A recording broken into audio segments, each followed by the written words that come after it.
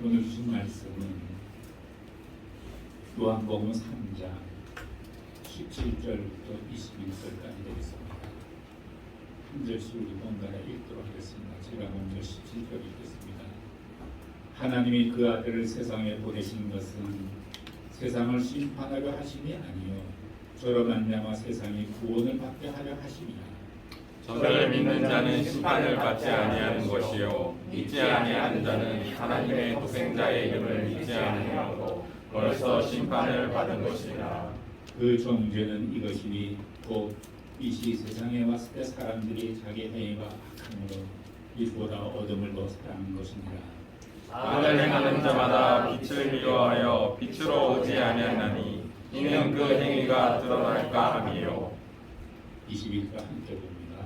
진리를 쫓는 자는 빛으로 오나니 이는 그 행위가 하나님 안에서 행한 것임을 나타내려 함이라 하시니라. 아멘. 오늘은 빛의 축복에 대해서 나누겠습니다. 우리들은 요한복음 3장에 나오는 니고데모를 통해서 그리스도의 기독교의 핵심 진리인 거듭남에 대해서 알아봤습니다. 그리고 요한복음 3장 16절에 나오는 하나님이 세상을 이처럼 사랑하사, 도대체 이처럼 이란 표현이 어느 만큼일까에 대해서도 지난주 나눠봤습니다. 찬송가 가사에 하나님의 사랑에 대해서 이렇게 기록된 시가 있습니다. 하늘을 두루마리 삼고 바다를 먹물로 삼아도 하나님의 사랑을 어찌나 쓸고. 참 기가 막힌 시 아닙니까? 이 시는 유대인 프레데리 레만이라는 사람이 작사한 것인데 그는 치즈 공장에서 일하고 있었습니다. 어느 날 밥을 먹으려고 점심때 도시락을 열어보니까 그 안에 자기 아내가 쓴 한 구절이 있었는데 그 구절이 바로 바다를 먹물이고 먹물 삼고 하늘이 두루마리라 할지라도 하나님의 사랑을 다 기록할 수 없으리니, 이런 네모지를 갖다가 부인이 도시락 안에 써놓거든요. 그걸 보고 그 남편이 이 찬송가를 작곡하게 되었습니다. 여러분, 이 이상 어떻게 사랑의 고백을 할 수 있을까? 참 놀랍습니다. 이것이 이처럼 사랑하사의 표현이 아닐까 이런 생각을 해봤습니다. 하나님의 사랑에는 특징이 있습니다. 그것은 모든 것을 포기하고 내어주는 사랑입니다. 인간의 사랑은 주는 것보다 받으려고 하죠. 자신을 희생하는 것이 아니라 다른 사람의 희생을 바라는 사랑입니다. 하나님의 사랑은 독생자 예수 그리스도를 십자가에서 희생시킨 사랑입니다. 우리들에게 생명까지 내어주신 하나님이 무엇을 더 아끼시겠습니까? 그런 하나님을 우리는 어떻게 대하고 계시나요? 우리말에 이런 말이 있죠. 물에 빠진 자를 건져뒀더니 보따리까지 재워놓으라 한다. 이런 참 뻔뻔스러운 사람이 어디 있겠습니까? 가만히 생각하면 그것이 바로 여러분과 저 아닌가 이런 생각이 들더라고요. 하나님께서 죄악에서 우리를 구원해 주셨는데 우리는 돈도 달라, 집도 달라, 지위도 달라, 명예도 달라, 학위도 달라, 계속 우리는 보따리를 내버리는 거예요. 그러니까 참 좋으신 하나님께서는 또 필요하다 여기시면 그 보따리를 우리에게 찾아주신다는 겁니다. 우리는 보통 하나님께 문제만 내어놓고 자기의 삶을 맡기지 않지 않습니까? 어찌 하나님께서 우리의 문제 뒷처리만이 될 수 있겠습니까? 계획은 자기가 세워놓고 문제가 생기면 그것만 하나님께 내어놓고 빨리 해결해 달라고 하지 않습니까? 하나님을 믿기보다는 자기를 더 믿는 자, 자기의 지혜를 더 믿는 자가 아니겠습니까? 하나님께 묻지 않고 세운 계획은 끝까지 자기가 책임져야 되는 거 아닙니까? 자기의 자아, 계획, 모든 것을 포기하고 하나님께 마음을 드리고 삶 전체를 하나님께 맡겨야 되지 않겠습니까? 하나님은 당신의 길을 따라가는 자가 아니고 당신이 하나님의 길을 바싹 붙어서 따라가야 하는 것 아닙니까? 우리를 이 땅에 보내신 하나님의 계획이 있는데 여러분은 그것을 묻고 살고 계시나요? 많은 사람들이 말씀을 읽지 않아 지혜가 없고 영혼이 가라여 있지 않습니까? 말씀에 가까이 오면 생수를 얻는데 물을 얻고자 하는 자가 시냇가로 가까이 나와야 하지 않겠습니까? 기도도 하지 아니하며 말씀도 가까이 하지 않으니까 기쁨도 못 느끼고 고통의 의미조차 모르지 않습니까? 하나님께서 아들 독생자를 십자가에서 죽게 한 것은 우리는 뼈저리게 가슴으로 느껴야 합니다. 서로 사랑하면 허물이 없습니다. 우리는 할 수 없으나 하나님의 사랑이 우리 안에 있어 성령께서 도우사 우리도 이러한 사랑을 베풀 수 있게 됩니다. 우리가 하나님께 더 가까이 가면 갈수록 하나님을 사랑하면 살아갈수록 우리에게 있는 멍해와 고통은 쉽게 견딜 수 있고 가벼워집니다. 오늘의 본문 17절을 한번 같이 보시겠습니다. 17절 시작. 하나님이 그 아들을 세상에 보내신 것은 세상을 심판하시기 위하여 그로 말미암아 세상이 구원을 받게 하려 하십니다. 예수님께서 이 땅에 오신 목적은 세상을 심판하려 하시는 것이 아니고 이미 죄와 저주로 심판받은 세상을 구원하시려는 것입니다. 인생에서 일어나는 많은 일들, 이해할 수 없는 고난, 무거운 짐을 지게 된 사건은 하나님께서 인간을 파멸시키고자 함이 아니라 구원하시기 위함을 깨달아야 합니다. 내 등에 짐이 없었다면 세상을 바로 살지 못했을 것입니다. 내 등의 짐 때문에 늘 조심하며 바르게 성실하게 살게 되는 것입니다. 그래서 그 짐은, 그 고난은 귀한 선물이라고 해석할 수도 있습니다. 내 등의 짐의 무게로 인해서 남의 고통을 느끼고 이를 통해서 사랑과 용서를 알아가게 됩니다. 내게 고난이 없었다면 나는 아직도 미숙하게 살고 있었을 것입니다. 내 등에 짐이 없었다면 겸손함과 소박함의 기쁨을 몰랐을 것입니다. 가족의 짐, 사업의 짐, 이웃과의 짐, 가난의 짐, 몸이 아픈 짐, 슬픔과 이별의 짐들이 내 삶을 예수님께로 가까이 가게 하는 촉매제가 되는 것입니다. 힘이 되주신 것입니다. 우리가 구원받고 최선의 삶을 살도록 때때로 채찍질도 해주시며 천병의 길로 인생을 인도해 주십니다. 하나님께서는 우리를 징계하지 않으십니다. 그러니까 훈련시키십니다. 징계와 훈련은 좀 목적이 다르죠. 그러나 그 당하는 내용은 다 같습니다. 하나님은 우리를 징계하고자 함이 아니라 우리를 훈련시키고 단련시키고자 합니다. 인생의 방황은 예수를 만나면 끝납니다. 우리의 신앙의 방황은 좋은 교회를 만나면 끝납니다. 이런 의미에서 우리가 이 땅에서 겪고 있는 모든 고난이나 환난, 질병 등은 곧 희망으로 바꿀 수 있다는 것입니다.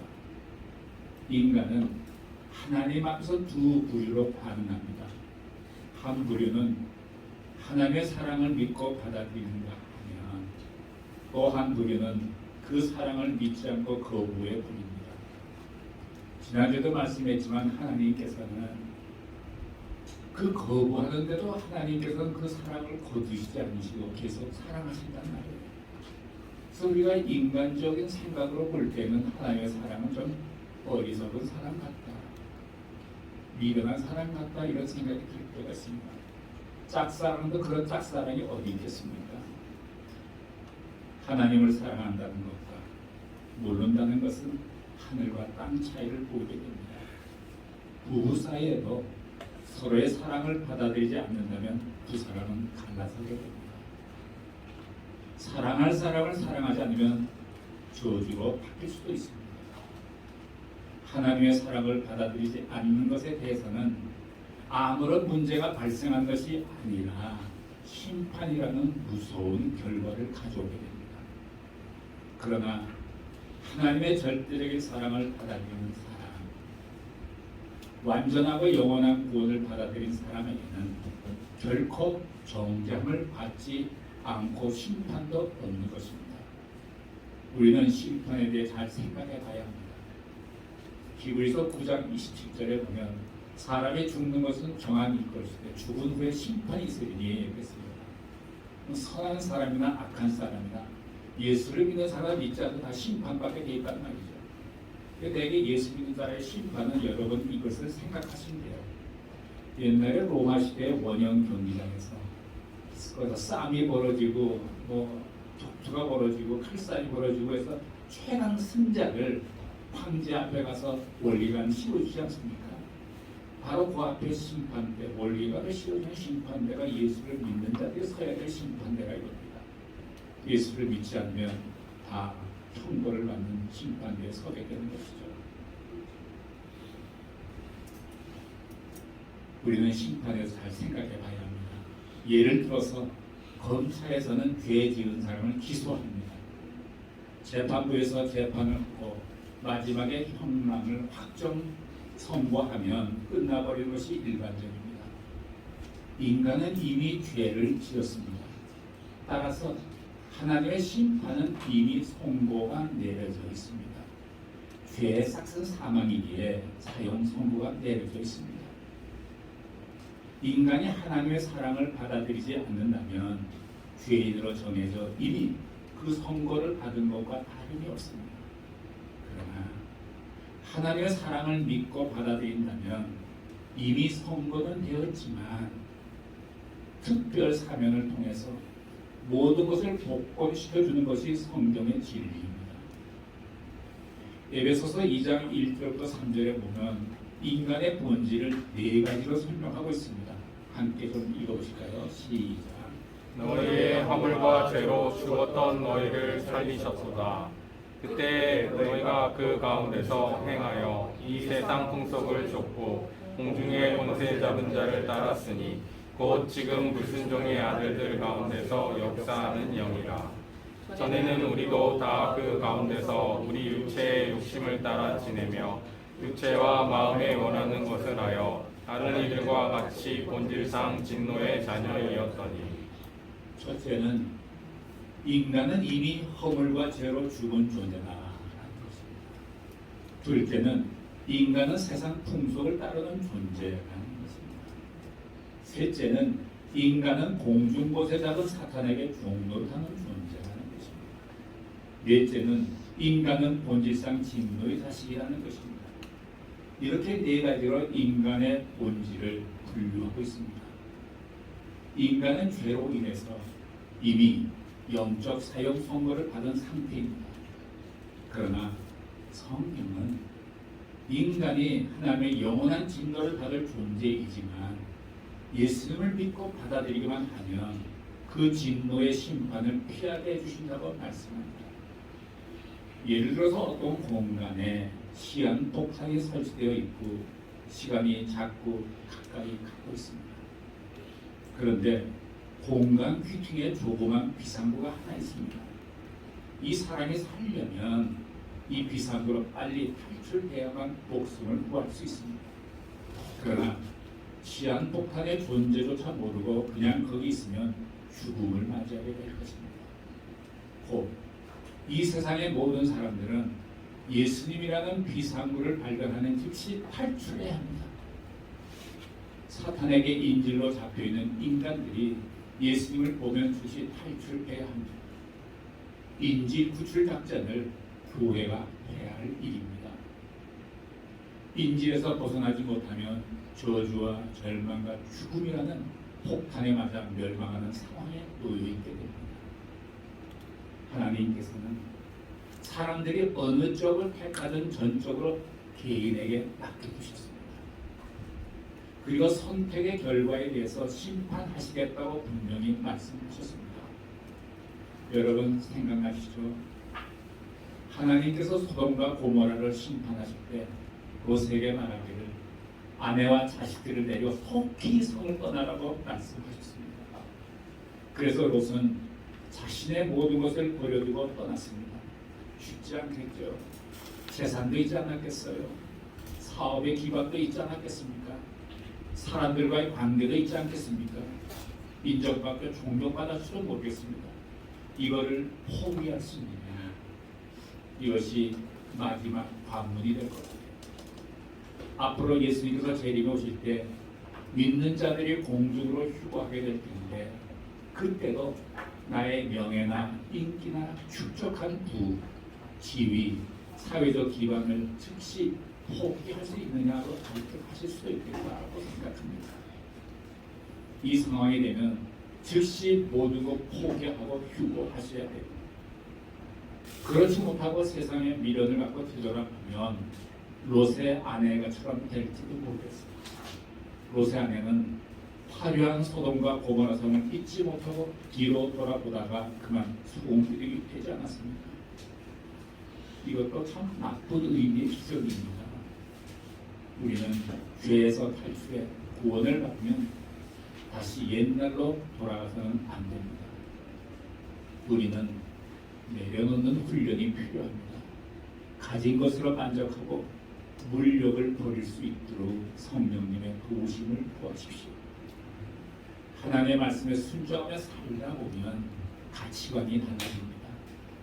그게 탐나는 것이 없어지고 있는 것 갖고 만족하며 감사하며 살아가게 되죠. 보통 사람들은 별탈 없이 잘 먹고 잘 사는 것 같지만 삶의 순간순간을 견디어 나가는 경우가 많죠. 현대인들은 항상 무엇인가 불안해하며 쫓기며 삽니다. 건강 프로를 보면 요새 또 텔레비에서 건강 프로가 많이 나옵니다. 그걸 좀 자세히 들여다보면 내 몸에 문제가 있는 것 아닌가, 이 걱정이 스며들기도 합니다. 세계 경제가 어려운데 전례 없는 물가 폭등, 정부와 지식이 늘어나고 상황을 알아갈수록 불안해지고 안절부절해집니다. 선악과를 따먹고 선악을 알게 된 탓입니다. 죄를 지기 전에는 선도 알 필요가 없었고 악도 알 필요가 없었습니다. 그렇게 잘 살아왔는데 지금은 아침에 일어나면 쏟아져 들어오는 그 뉴스와 정보, 즉 선악을 알게 되어서 지옥 같은 환경에서 살고 있는 것 아니겠습니까?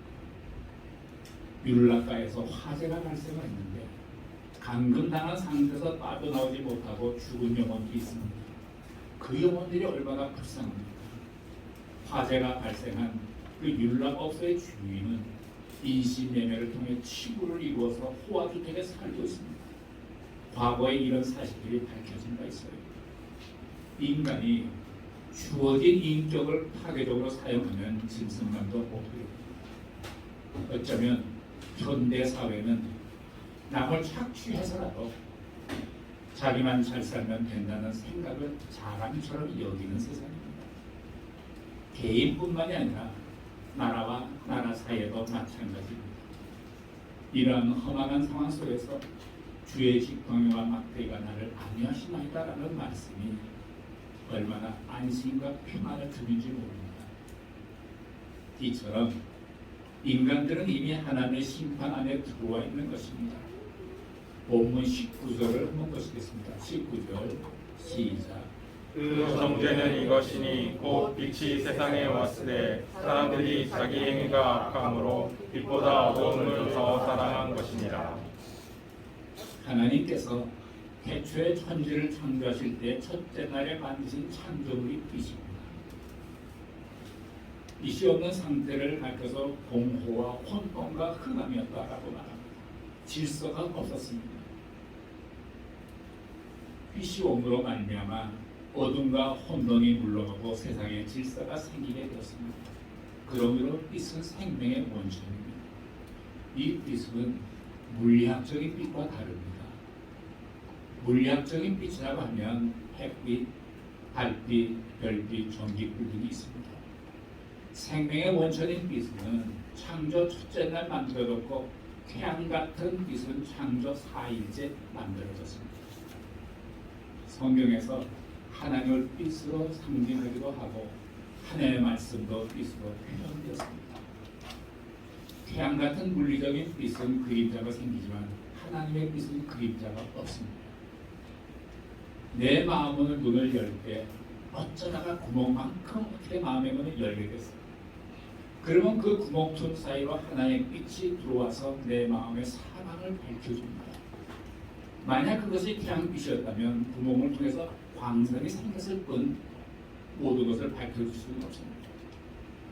요한은 세례 요한은 예수님을 세상의 생명을 들어오신 빛으로 묘사하고 있습니다. 사도 요한이죠. 예수님도 자신을 사람들에게 생명 주는 빛으로 소개하고 있습니다. 소개하셨습니다. 예수님은 죄로 인해 어둠에 처해 있는 인간들에게 구원의 빛을 비추어 인간들을 구원하고자 하십니다. 그런데 사람들은 빛으로 오신 예수님을 왜 믿지 못하는 걸까요? 교만하기 때문입니다. 성경은 사람들이 자기 행위가 악하다 함으로 말씀하십니다. 원래 악은 선을 거부합니다. 불의는 진리를 거부합니다. 어둠은 빛을 거부합니다. 인간은 죄의 습성에서 벗어나지 못했기 때문입니다. 사람이 빛으로 나오지 못하는 이유는 자신의 죄악이 드러날까 두려워서입니다. 다음은 마지막으로 20절과 21절까지 함께 보시겠습니다. 시작. 악을 행하는 자마다 빛을 미워하여 빛으로 오지 아니하나니 이는 그 행위가 드러날까 함이요 진리를 좇는 자는 빛으로 오나니 이는 그 행위가 하나님 안에서 행한 것임을 나타내려 함이라 하시니라. 모든 것을 그만두고 당장 빛으로 나가고 싶어도 행동으로 잘 옮겨지지를 못합니다. 이상에서 보았듯이 누가 뭐라 해도 결론은 한 가지밖에 없습니다. 모두가 빛으로 오신 예수님께 나와야 합니다. 아담과 하와가 범죄 후에 그 몸을 숨겼습니다. 즉 어둠 속으로 들어갔다는 것입니다. 이러한 심리는 일보 더 나아가서 그 빛을 미워하게 이릅니다. 악은 쉬지 않아요. 선과 진리보다 더 분주한 것 같아요. 죄에서 빠져나오는 것이 구원입니다. 죄에서 멀어진 것이 거룩입니다. 우리 모두 빛으로 나오라는 구원의 아름다운 소식을 가족과 이웃들에게 열심히 전할 수 있기를 예수님의 이름으로 축원합니다. 아멘. 기도하시겠습니다. 사랑하시는 하나님 아버지, 과거 어둠 속에 있던 저희들에게 빛을 비춰주시고 예수를 영접하고 믿도록 빛 속으로 인도해 주심을 감사드립니다. 이 빛의 소식을, 구원의 아름다운 소식을 전하는 우리 모두가 되게 하여 주시옵소서. 예수님의 이름으로 기도합니다. 아멘. 일본어로 요약해서 한 5분 정도 메시지를 하겠습니다. 今日の日本語のメッセージは今日愛された神でございます。聖書で一番代表的な御言葉がヨハネ福音書3章16節でございます。神は実にその一人をお与えになったほどによう愛された。それは御子を信じる者が一人として滅びることなく永遠の命を持つためである。神様は私たち一人一人に毎日恋愛手紙を送られているのに、多くの人が蓋さえ開けずゴミ箱に捨ててしまいます。私も同じでした。今考えてみると43歳の時から恋愛の蓋を開け読み始めました。そして神の愛について目が覚めて神の愛を分かるようになりました。ですが多くの人が神の愛を拒絶しています。そうであるのにも神は断れる愛をやめることもせず、今日も手紙を送っておられます。続けていや断る人間に絶えず神は愛物せず愛のサインを送っておられます。そしてその神の愛は人間的な考え方で見ると愚かな愛です。片思いもそんな片思いがあるかなと考えるようになります。皆さんは神様からの手紙の蓋を開けてみましたか？誠に愛し始めると止めることができません。愛しなければ耐えられないほどになります。心から湧き出る憐憫の情を禁じることができないのです。愛すると愛する方に走っていくようになります。このような変化が起こることを経験するようになります。神は罪人私を救うために御子イエス・キリストをこの世に送ってくださいました。この神の一人をイエス様が私たちの全ての罪と背きを追って背負って十字架で死なれました。罪人私たちが死ぬべきでした。代わりにイエス・キリストが死なれたことです。神の愛は命まで私たちに与えられた愛でございます。イエス様の十字架の実証が私たちに対する神の愛のクライマックスでございます。十字架の実証を通して人類に救いの扉をすっかり開け放しました。この扉、この道に入る者は誰でも救われます。永遠の命が与えられます。天の命の章に名前が記録されるようになります。皆さんは神の十字架の実証の愛をご存じでおられますか？皆さんが神の愛に目が覚め分かるようになりましたら、毎朝起きると神様に愛の告白をしてみませんか？こうなると神様は満足しておられると思います。祈ります。愛する天のお父様、感謝します。私たちが新しく生まれ、神の愛に目が覚め、一生涯神を愛しながら愛の告白する人生で生きるように祝福してください。感謝します。イエス様の皆によって祈ります。アーメン。